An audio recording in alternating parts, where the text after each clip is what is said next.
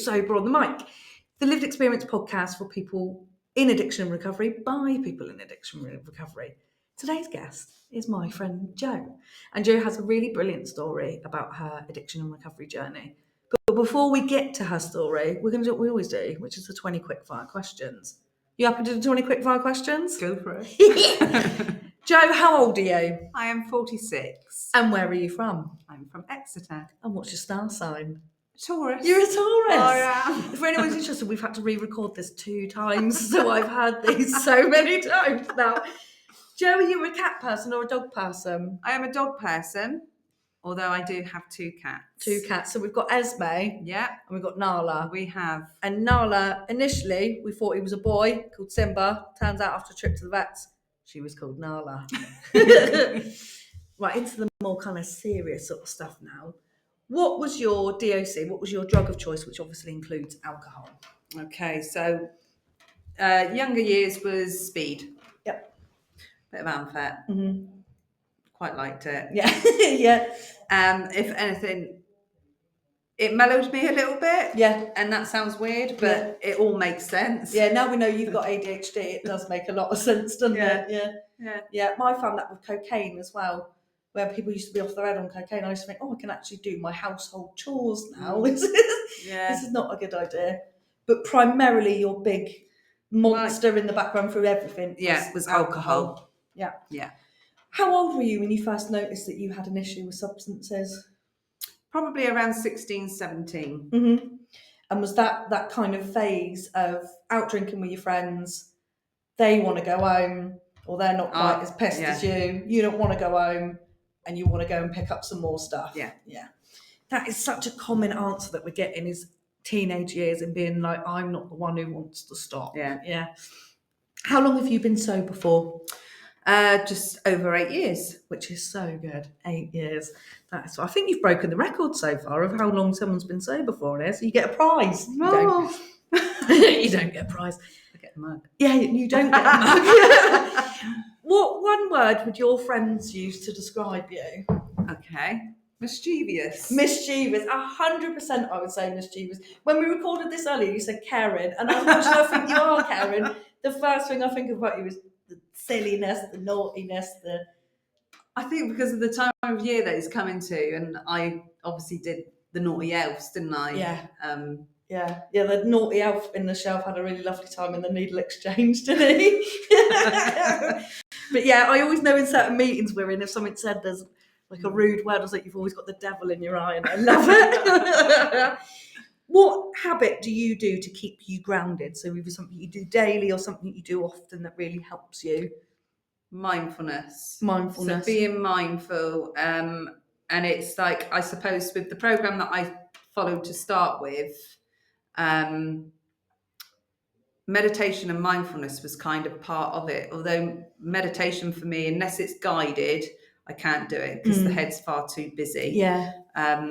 So being mindful. And being kind of present and in the moment and all that sort of stuff. You do lots of running as well, don't you? Which is really helps with your health. You do it first thing in the morning as well, which I think come into work and you've been for a run, I think, I've been in bed. What is your quote or mantra that you live by? If there's like a hard time, then it's like, this too shall pass. And again, that's a part of the program that I've worked in. But what stood out for me the most was being at Hator. And it was I think I was going through a bit of a tough time then. And just sat on top of Hator and looking out over. The sun was shining, but there was a lot of cloud. And when you look out over the moors and how like the shadows of the clouds like go dark on it, and then it passes, and it's like, this too shall pass. It's a lovely one, that I think if you hold on to that one through really, really difficult stuff, it can be really helpful. Who is your hero? I'm going to change this. My husband. Your husband's your is my hero. See, that's what it all came to. That's why we had to re-record this beginning bit, because your hero is your husband. Do you want to tell us a little bit about him? Yeah. So Matt's my husband. And how long have you been with him for? We've been together, to be fair. I mean, my son's 27, 26 years. Bloody hell, We've been together 26 years. And we would have been, married, God, I want to say 14 years. Yeah. That is, and it's a real testament to that he loves Jo and can see the difference between what Jo's addictive behaviour and Jo the person, because he's been with you through both, hasn't he? And loved you kind of in the same way. Yes, he's obviously seen the bad and the good. Yeah. The good and the bad. And loves you and takes you as you are. That's lovely. What's a song that always lifts your mood? Castles in the Sky. Yeah, I always laugh at you in your love of trance, don't you? Like, oh, tell me why. Yeah. And who would play you in the movie of your life? Kate Winslet, I reckon. Kate Winslet. Is this Titanic Kate Yeah, Winslet? She's on the door, not letting Leo on. That's very you, isn't it? Back off, I'm on it. And who would do the soundtrack? Eminem. 100%. If you could have dinner with a famous person, alive or dead, who would it be? Ozzy Osbourne. Ozzy Osbourne. That would be a really, really good one. Fuck me, he could tell some stories. Can he just? Yeah. Yeah. And I think that has come from more so as well from re-watching the Osbournes. Yeah. It's interesting, isn't it? Since he's passed away, we've seen, like, he's been kind of back on our screens again, and you think, and like a lot more Black Sabbath has been on the music channels and stuff, and you think, oh, Jesus, like, what a genius this man is. That's a really, really good one. If you could have a superpower, what would it be? I said reading people's minds. Yeah. But I would like that invisible, to be invisible. Yeah. Imagine the havoc you would cause if you were invisible. I'd like to make the cats float around the house and stuff and freak everyone out. Woo! In the cats. Do you have a guilty pleasure, like band, TV show, film, or hobby? So the film that I would go to would be Taken. Yeah, which I find fascinating. Most people, when they're poorly, watch like The Lord of the Rings, something comforting. You're like, oh, do you know what will help me? Watching this young woman be kidnapped. I absolutely love it. How many films are there of Taken now? I think I want to say there's 3 or 4, isn't there? And when you're ill, do you watch all of them, or is it just it's just the first one? I absolutely love the first one. It is a good film, though. Isn't it? I don't understand why you watch it when you're poorly. Surely it makes you really stressed. And then Christmas time, like around now, we'll be getting ready for. We'll get ready for Harry Potter. Oh, see, I like Die Hard at Christmas. Nothing says Christmas to me like Bruce Willis in a vest. And I know the answer to this, but I'm going to ask you anyway because I like to ask it. Do you support a football team? And if yes, who? No, you don't. But Matt is a Chelsea fan. He is indeed. And he's here with us in spirit. So, Matt, you suck for supporting Chelsea. Right, thank you so much, Jo, for answering the 20 quickfire questions. Yeah.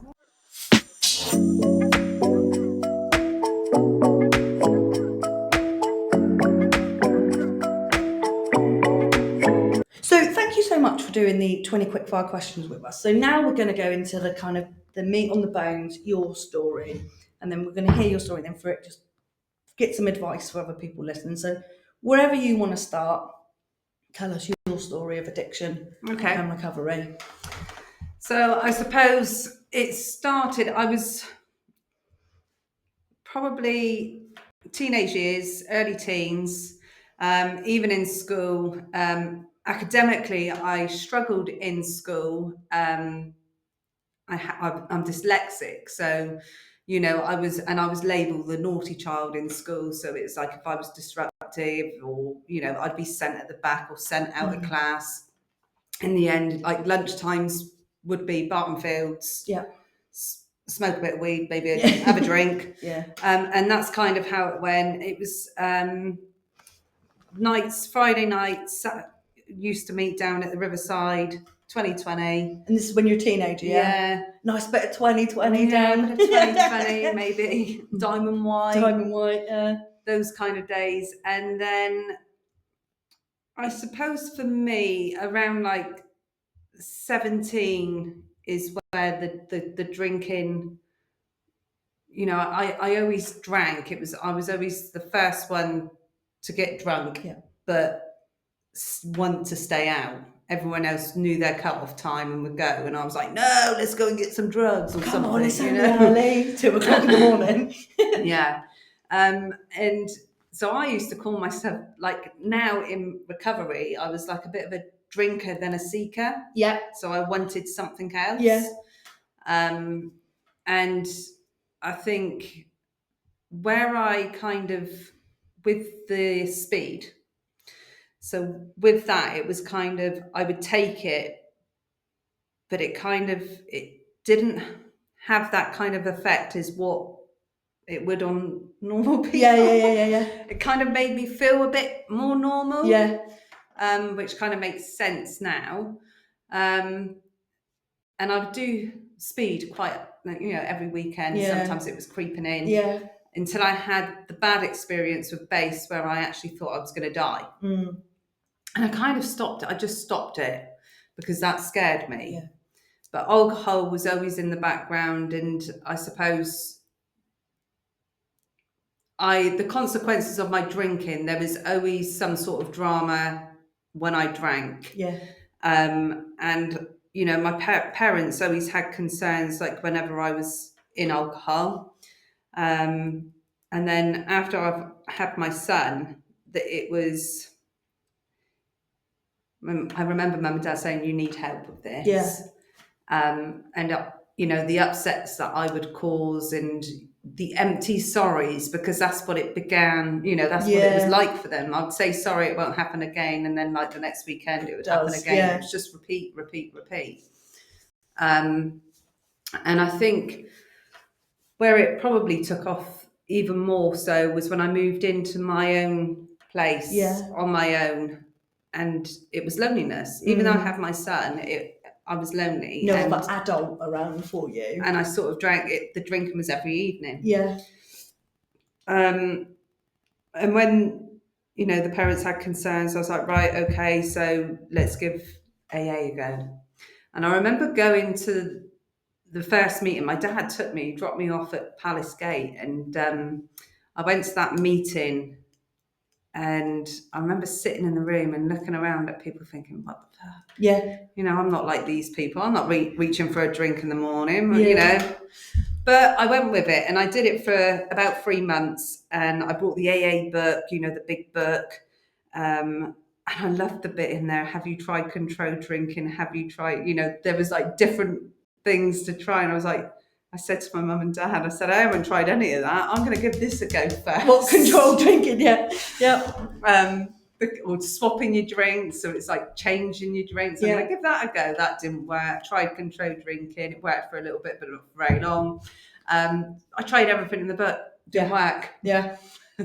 And so good old style, I suppose 20 years of going back out on it and not stopping. And were you kind of going back into the AA rooms during that, or just I'm giving control drinking and going, I'm going to do this for 20 years? Yeah.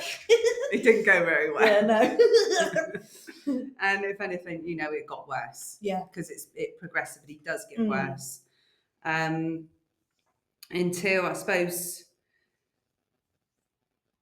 2017. So after a lot of consequences of my drinking, I turned into someone that I didn't even recognise, because I've watched myself back on video. Yeah. And I have no, that's it's a horrible feeling, like that.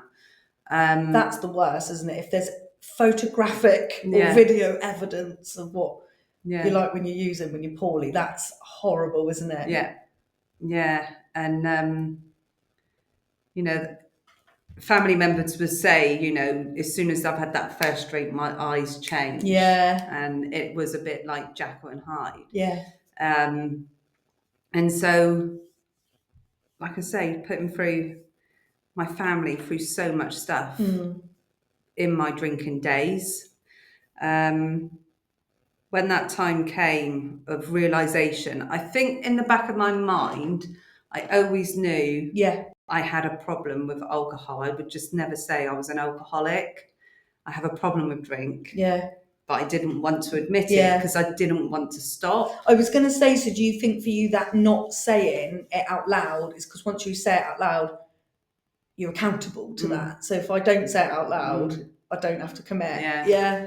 Yeah, and I think that was the biggest thing. It's like, because I liked how it made me feel, it in the head. Yeah. And that was I drank for the effect. Yeah. And I would drink to blackout. Yeah. Practically all the time. And I just didn't have a stop button. I could not stop. Yeah. And so 2017, I'd been out on a Christmas party and I totally wasted. Just a work Christmas party. Yeah. And I ended up in Exmouth with a friend, and it didn't end too well. It was just carnage. Yeah. And she got a taxi home, and I ended up having to call Matt, and I was angry at him. I blamed him for my, for where I've got myself to. I've got hammered, I've got to Exmouth, but it's your fault. And, my poor husband was calling me. I had missed calls, but it was like, that just, it's selfish illness. Yeah. For me, that's how I saw it. Because then that worries for other people and how they must feel. And so it just vacates, doesn't it? That people want to know that I'm safe and I'm at where I am. It just vacates your head, doesn't it? Yeah. And I remember when he picked me up, I just looked at him and said, I'm allowed to swear. Yeah. Swear away, fuck yeah. And I said to him, this is your fucking fault. You know, poor chap, been worried about me being out, and he's come out early in the morning to get me, and I've, blamed him. And he had to work away that night and go away on a course. And it was that night that I sat at home. My daughter had a friend over, and at the time I was a TA, and I had presents, and it was usually wine from parents and that. And there was a bottle of wine that I'd opened, started drinking it. I think I got halfway through that bottle, and it was so bizarre, just something clicked. Wow. And I remember going upstairs and I pulled out some bottles that I had hid empty. And it was exhausting hiding it for as long as what I did. I thought I was being really crafty. I'd drink cans before my husband come home from work and put it in the recycling bin in the bottom. I hid bottles in my wardrobe, and, I'd have a bottle of Prosecco in the fridge. So at the time we both smoked, I think then, and we would smoke outside, not in the house. And so when he went out for a cigarette, I'd run upstairs, fill my glass up with the drink that's in my wardrobe. So he thinks I'm only drinking what's in the fridge. And I've drunk cans before he's come home, and I've got 2 bottles on the go. And that's where it starts getting exhausting, isn't it? Yeah. The secret keeping, but also battling in your head, knowing, I know this is a problem, but I don't want to say it out loud because then I've actually got to stop. And I think it was just that night, and I went up and I just emptied these bottles, and I looked at them all, and I was like, And I said it out loud. I was like, Joe, you are an alcoholic. You need to sort your shit out. And that was the realisation.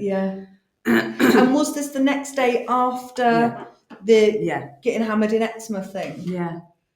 So that all kind of culminated together with just you can't deny this anymore. And I remember I'd owned it then. I went down and I finished off the wine that I had.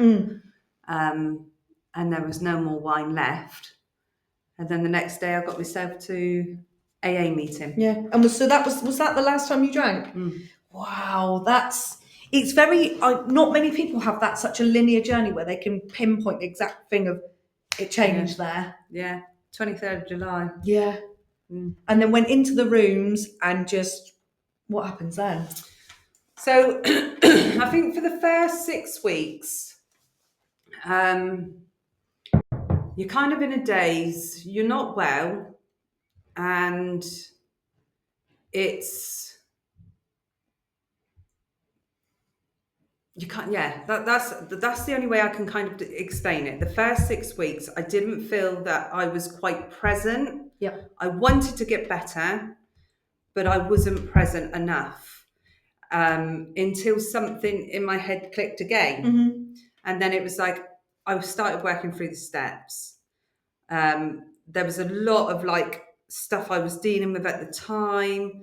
And as I was working through the steps, it was like I then realised, all what I had done to my family, what I had accused them of, like it's your fault, it's me. Yeah. Jesus, this was Yeah. me. And that it's like, you really do have to take a massive look at yourself. And there was a lot of repair to do. Yeah, that's the really difficult bit though, isn't it? Because the blaming bit is easy. The blaming bit enables the behaviour to carry on, doesn't it? But once you actually own, I did that to people I love, it gets quite serious really quickly, doesn't it? Yeah, but working through the steps was, it done me the world of good. And I always say the 12-step program gave me the foundation of my recovery. Yeah. And that I'll always be grateful for. However, like in my recovery journey, I know that I have taken a step back now from the meetings. I don't go to them anymore. I don't feel that I need it. I don't need to keep revisiting the past. I know how shit it was. I know how bad I was. And now, like, my ongoing amends to the people that I hurt and to myself, because it was damaging me, is to continue doing what I do, and that's not pick up. I think that's really interesting. So obviously we have lots of people, and we'll have lots of people on the podcast who stay in the fellowship and stay in the meetings for as long as potentially for the rest of their lives and stuff. But I think you're a really good example of picking up bits along the way, and you've really built your own, I want to say like Frankenstein recovery, if you see what I mean, of different bits. You've got bits from all of it. You can pluck out bits from SMART, you can pluck out bits from the fellowship, you can pluck out bits from just doing a job working in addiction. Absolutely, because obviously we work we're recovery workers in a substance misuse service, and seeing people where we once were, you don't want to go back there when you've got it, do you? Not at Do all. you think you're in a position where if you were starting to struggle again, or if the thoughts were coming in again, that you'd go back into the rooms? I would get my ass on a chair just to remind me. So we obviously know that so many people are quite resistant to the concept of going to meetings, that kind of concept of I'm too anxious, I'm too socially anxious, all that sort of stuff. How did you manage that fear of the unknown? I think I just had enough, and I needed something, and I needed something structured, and that was structured. I wasn't made to do it. I wanted to do it, and so I took accountability of getting myself to those meetings. And that was like the biggest thing. I didn't rely on people picking me up. I didn't, it's what I wanted to do. I get there. So when you first start going to meetings, how frequently are you going? Did you do like the 30 days, 30 meetings? No, so I've probably done about 4 a week, 4 to 5 a week to start with. And then it kind of went to about twice a week later on. And then I'd say in the last 2 years, I've probably been 3 times. I do pop my head into one once a year, which is the one that I set up. I bet that's nice, isn't it, going back and seeing that? And for me, it's like I was only in early recovery when I set it up. It was about 12 months into my recovery, but I wanted to make a commitment and get it going. And, it celebrated its 6th birthday in March this year. And it was just like, I set that up. That must be a lovely thing to look at, that people are using something that you set up that helped you and passing that on to other people. That must be a really nice feeling. Yeah, it is. Yeah, because although like people that are in the fellowship, it's like they don't like it being changed too much. And I suppose I wanted to put my own little thing on it. I go against it a little bit. And so I wanted candles. I just wanted I didn't want to stand up and hold hands with other people and say the prayer at the end. You know, stay seated, join in if you want to. It's,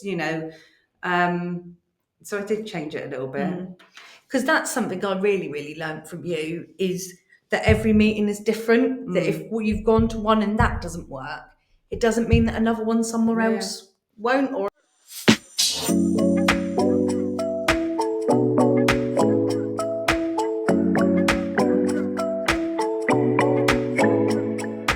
when you use the term alcoholic, it's like people's concept of it is like someone on a park bench drinking out of a bottle, or scruffy looking. I was a functioning alcoholic. And so I was always open and honest with both of my children, and to make an amends to them, my son especially was, I tried my best to, like, every time I'd sit down to try and do like an amends, he was like, it's all right, you don't need to, it's all fine.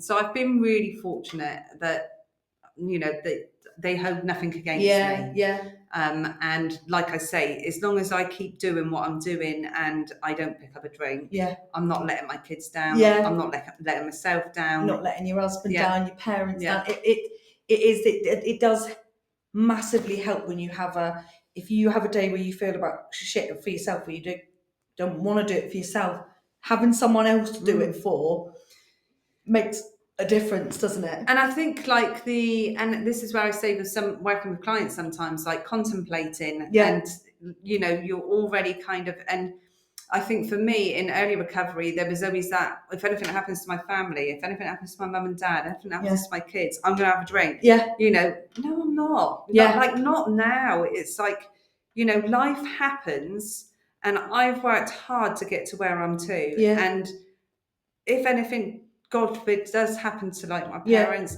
they would be so disappointed. They would be hurt that I've picked up. So, I think it's the mindset. There's something about life on life's terms, isn't it? There's something about life constantly throws curveballs, shit bits.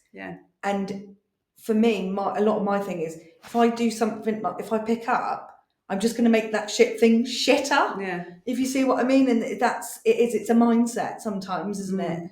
Definitely. Yeah. What other things do you do then? So I know you're well into your running. Want to eventually do the London Marathon. What other things do you do that you would recommend to people that just helps the day-to-day management of the reasons probably why you drank in the first place? I think for me now, it's being more open and talk it. When something's not sitting right, talk it. And I still, I can sit here and say that. Sometimes there are times when it sits with me too long and I should have talked it before. We're very good at giving that advice, but to do it yourself, you're not always great. But I think that is one of the biggest things, is if something's not sitting right with you, if you can't talk it through with someone, write it down or dictate it into notes. It's like, and then listen to it back. It's being able to get it out and then rationalise it. You can also have like that rationalising thing is really important, because you can talk things through with someone and you feel like maybe you're the baddie, and then when you hear it back, they're compassionate to the fact that you weren't, and that can really change your perspective of things, and it adds a different perspective when you say it out loud, doesn't it? That's really, really interesting. I know also you spend a lot of time up on the moors. What does that do for you? So I think it was with Right to Freedom. When I did Right to Freedom, we went to High Heathercombe, and I think that was like another light bulb moment for me. I'm currently waiting for ADHD assessment.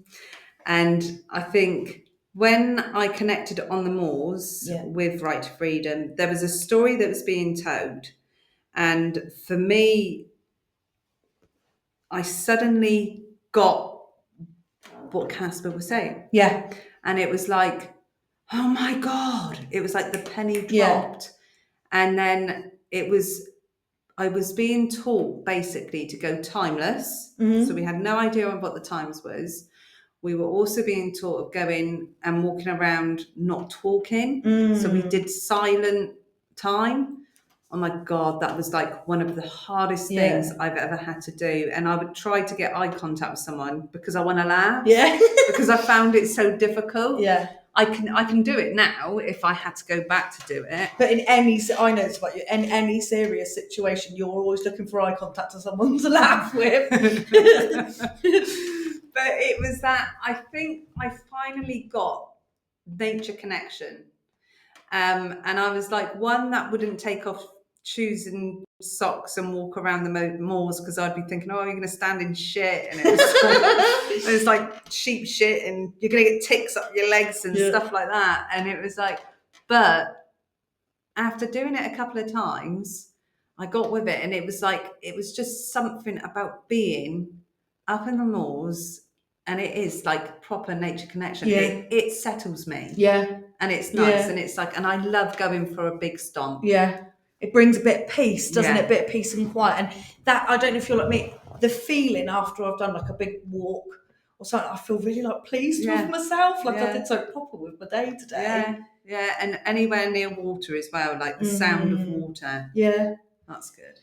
One of the things I wanted to touch on as well. So when I first met you, we didn't know you had ADHD.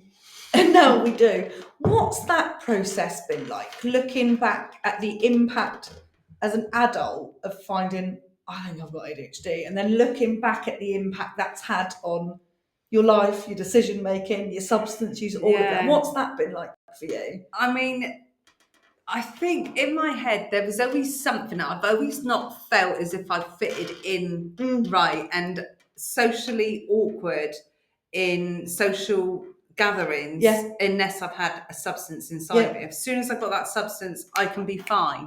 Without the substance, I don't belong. And I think learning about that now when I started working here, especially when we did the training, the autism and that training, that was really like insightful.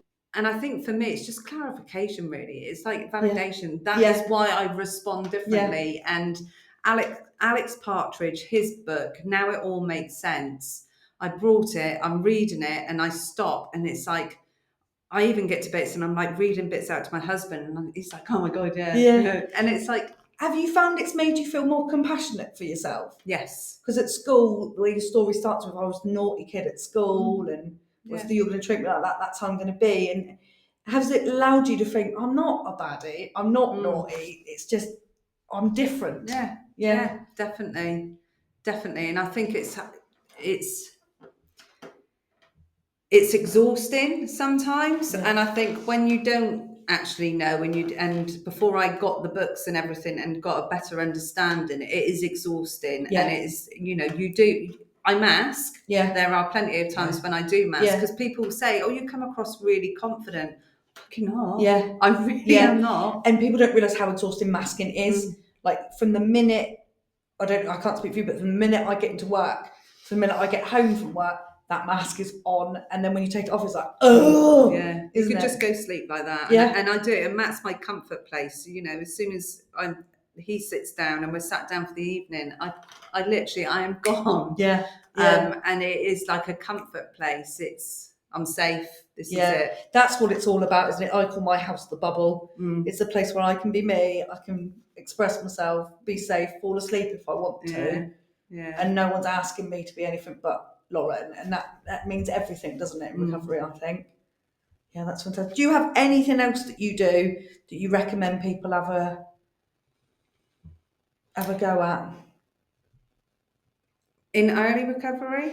Anyway, really, because I think you're always so learning. I think for me, it's like just keeping it in the day. It's not don't plan too far ahead. Yeah.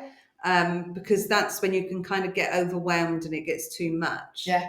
It's good to have a go for a future, that's something to work towards, or, planning to go away, that's fine. But I think it's just keep it real. Don't over.